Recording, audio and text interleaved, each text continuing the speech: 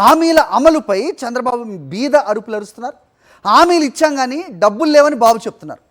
శ్రీశైలంలో రైతుల సమావేశంలో ఈ ప్రకటన చేశారు. దీనిపైన అప్డేట్స్ మా కరెస్పాండెంట్ సతీష్ అడిగి తెలుసుకుందాం. సతీష్, ఒక్కసారి హామీలు ఇచ్చే ముందు కొత్త ప్రభుత్వంలోకి వస్తే ఆ నిధులు ఏ విధంగా ఉంటాయి అనేది తెలియని అంశం కాదు. 4 సార్లు ముఖ్యమంత్రి అయిన చంద్రబాబు నాయుడు 2014లో ఏ పార్టీ నిధులను కొత్తగా వచ్చే ప్రభుత్వంలో మిగిల్చారు అనేది కూడా అందరికీ తెలిసిన అంశమే.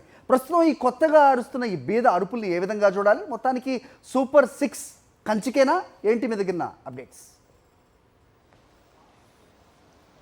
అది చంద్రబాబు ఎన్నికల సమయంలో ఇచ్చినటువంటి హామీల అమలుని ఎగనామం పెట్టేందుకు క్రమంగా ఒక గ్రౌండ్ ప్రిపేర్ చేస్తున్నట్టుగానే కనిపిస్తుంది. ఎందుకంటే వరుసగా ఎప్పుడు ప్రజల మధ్యకి వెళ్ళినా, ఎప్పుడు ప్రభుత్వ కార్యక్రమాల నేపథ్యంలో ప్రజల మధ్యకి వివిధ కార్యక్రమాలకు వెళ్ళినా అప్పుడు ఇదే విషయాన్ని పదే పదే చెప్తున్నటువంటి పరిస్థితి. మొట్టమొదటి పర్యటన కుప్పం వెళ్ళినప్పుడు చంద్రబాబు ఇదే చెప్పారు. ఖజానాలో ఖాళీ అయిపోయింది, పథకాలు అమలు చేయాలి, నేను చాలా హామీలు ఇచ్చాను, కానీ ఖజానా ఖాళీ ఉందంటే. మొన్న అసెంబ్లీ సమావేశాల్లో కూడా స్వయంగా చంద్రబాబు నేను చాలా హామీలు ఇచ్చాను, ఇప్పుడు ఎలా అమలు చేయాలో భయం వేస్తుందంటూ మాట్లాడినటువంటి పరిస్థితి. ఇప్పుడు నిన్న కూడా ఆ శ్రీశైలం పర్యటనకు వెళ్ళినప్పుడు చాలా స్పష్టంగా ఆ చంద్రబాబు తన నోటితోనే నేను చాలా హామీలు ఇచ్చాను, కానీ ఖజానా ఖాళీగా ఉందంటూ మాట్లాడుతున్నటువంటి పరిస్థితి. వాస్తవానికి ఇదే ఖాళీగా ఉన్నటువంటి ఖజానా లేదా ఇదే ఖజానాతో గత ప్రభుత్వం క్రమం తప్పకుండా ప్రతి ఒక్క సంక్షేమ పథకాన్ని ఎన్నికల్లో ప్రజలకు ఇచ్చినటువంటి ప్రతి మాటని కూడా అమలు చేసి వైఎస్ జగన్మోహన్ రెడ్డి చూపించారు. వాస్తవానికి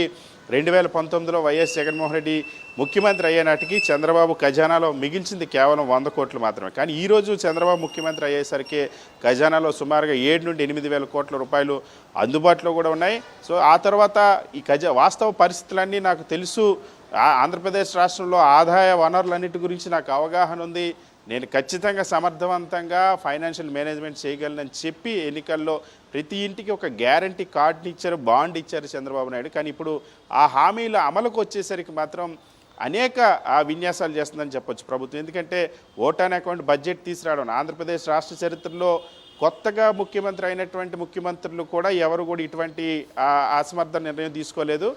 ముఖ్యమంత్రిగా చంద్రబాబు 4వసారి ప్రమాణ స్వీకారం చేసిన తర్వాత కూడా మరొక 4 నెలలకు ఓటాన్ అకౌంట్ బడ్జెట్ తీసుకొచ్చారు. ఆ ఓటాన్ అకౌంట్లో కూడా ఎక్కడ కూడా సూపర్ 6 హామీలకు సంబంధించినటువంటి కేటాయింపుల ప్రస్తావన అన్నది రాలేదు.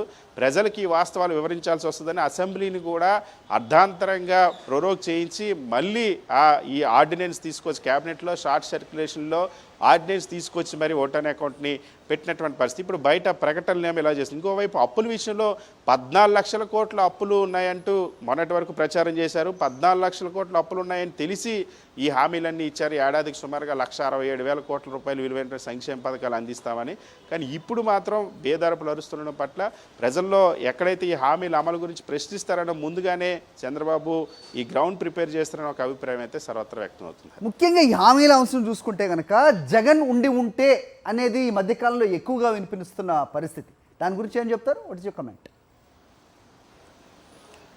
ఖచ్చితంగా, ఎందుకంటే వైఎస్ జగన్మోహన్ రెడ్డి ప్రతి నెల ఎంత వ్యయం అవుతుంది, ఏ సంక్షేమ పథకాలకి ఎంత ఖర్చు చేయాలి, మరొక వైపు ఇన్ఫ్రాస్ట్రక్చర్ మీద ఎంత ఖర్చు చేయాలనే అంశానికి సంబంధించి ఒక స్పష్టమైనటువంటి అవగాహనతో దానికి తగ్గట్టుగానే ఎన్నికల మేనిఫెస్టోలో కూడా ఇంతకు మించి మనం భారం మోయలేవనే ఎన్నికల మేనిఫెస్టోలో ఏవి కూడా అలవిగాని హామీలు ఏవి కూడా వైఎస్ జగన్మోహన్ రెడ్డి ప్రకటించలేదు. ఉన్నప్పుడు కూడా చాలా స్పష్టంగా ఉద్యోగులకు జీతాలు పెన్షన్లకు సంబంధించినటువంటి వ్యయంతో పాటుగా క్యాపిటల్ ఎక్స్పెండిచర్ చంద్రబాబు కంటే ఎక్కువ చేస్తూ మరొకవైపు సంక్షేమ పథకం ఈ పాటికే వాస్తవానికి ఈ జూన్ జూలైలో విద్యార్థులకు సంబంధించిన విద్యా దీవెన అందించేవాళ్ళు, వసతి దీవెన అందించేవారు, మహిళలకి 0 వడ్డీ పథకానికి సంబంధించిన డబ్బులు చెల్లించారు. అదేవిధంగా జూన్లోనే రైతులకు రైతు భరోసా సహాయాన్ని అందించేవాళ్ళు. జూన్లోనే అమ్మఒడి పథకాన్ని కూడా దాదాపుగా 6,500 కోట్ల రూపాయలు అందించేవారు. సో ఈ సంక్షేమ పథకాలను ఇదే ఖజానాతో వైఎస్ జగన్మోహన్ రెడ్డి ఇదే జూన్ జూలై నెలల్లో వీటన్నిటిని కూడా అందించినటువంటి చరిత్ర ఉంది. కానీ చంద్రబాబు మాత్రం వేటిని కూడా ఇప్పుడు అందించకుండా ఉన్న వాటిని కొనసాగించుకున్నా తను ఇచ్చినటువంటి హామీలు కూడా అమలు చేయనటువంటి పరిస్థితి. దానికోసం ఈ బీదరపులు అరవడం పట్ల ప్రజల్లో అసంతృప్తి వ్యక్తం అవుతుంది. సతీష్.